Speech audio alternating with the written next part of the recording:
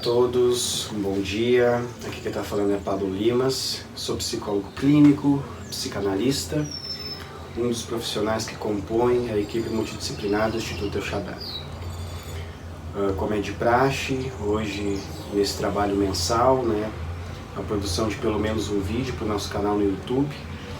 E contribuindo então para essa produção hoje, eu pretendo trazer uma reflexão, e essa sempre é a ideia, que a gente possa produzir vídeos com assuntos que sejam de interesse não somente ao toxicômano, ao usuário de substância psicoativa de forma compulsiva, mas que a gente também possa trazer reflexões importantes para a dinâmica familiar, para aquele codependente, para aquela pessoa que tem no seu âmbito familiar alguém que sofre com esse problema, E nós sabemos que essa é uma dinâmica muito comum na contemporaneidade.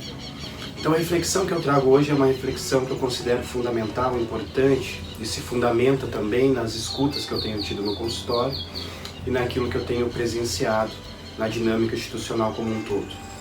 É muito comum você ouvir a frase comecei a usar para preencher um vazio. A ideia de um vazio, de uma falta, é uma ideia que permeia muito a narrativa do toxicômano, a narrativa do usuário, mas é também uma fala que permeia muito a narrativa dos familiares.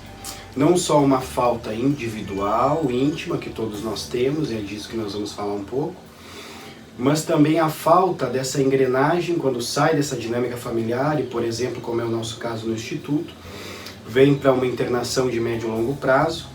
Essa engrenagem falta nessa dinâmica familiar e também lidar com esse vazio, com essa falta deixada por essa ausência, acaba sendo uma demanda de toda a família.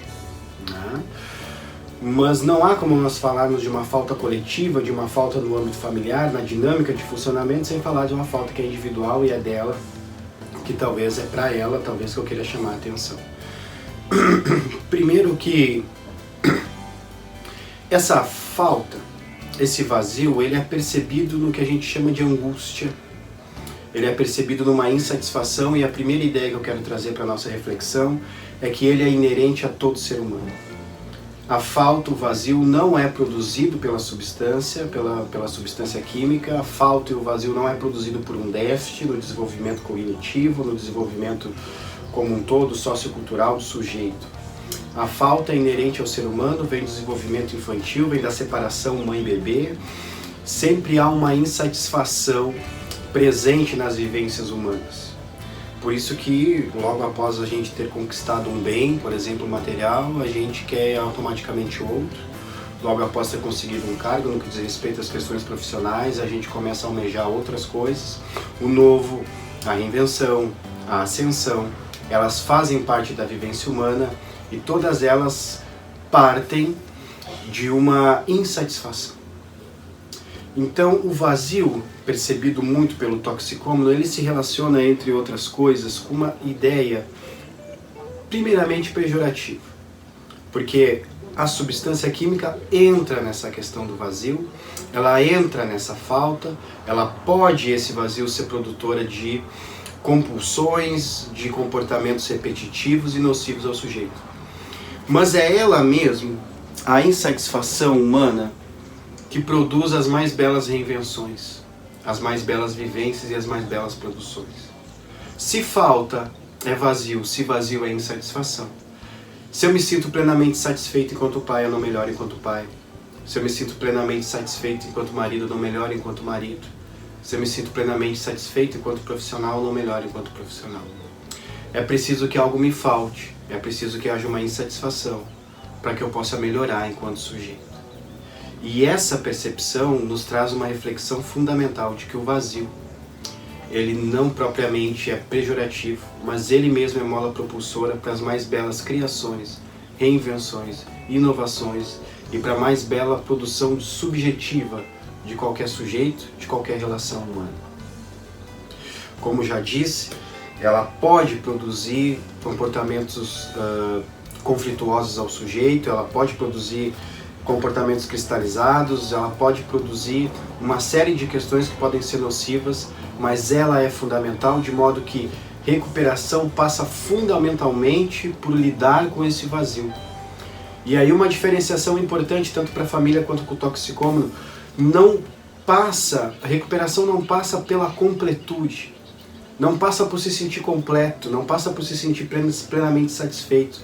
Recuperação passa por lidar com a insatisfação, recuperação passa também por lidar com a incompletude, porque diria eu, resumindo a reflexão que eu trouxe essa manhã para nós, diria eu que nessa caminhada de recuperação, no que diz respeito ao vazio, não se trata de completar nada. Se trata de reinventar, de apontar essa falta, essa insatisfação para vivências que sejam produtivas e que respeitem a subjetividade do sujeito.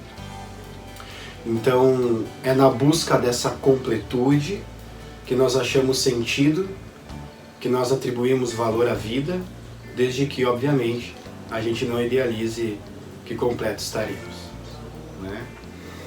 Então eu espero que sirva essa reflexão para poder pensar também as relações familiares, até para a família não querer dar conta dessa completude, de que esse sujeito não sinta angústia, de que esse sujeito não sinta falta, de que esse sujeito não se sinta insatisfeito. Que a família às vezes entra no movimento de querer dar conta da demanda que é do outro, né? Recuperação não passa por estar plenamente satisfeito, mas passa por lidar fundamentalmente com a insatisfação. E isso não significa não valorizar o que se tem, há uma diferença. Eu posso estar plenamente satisfeito com o que eu tenho, que não significa que eu esteja satisfeito na vida, porque a insatisfação é necessária para a vivência humana.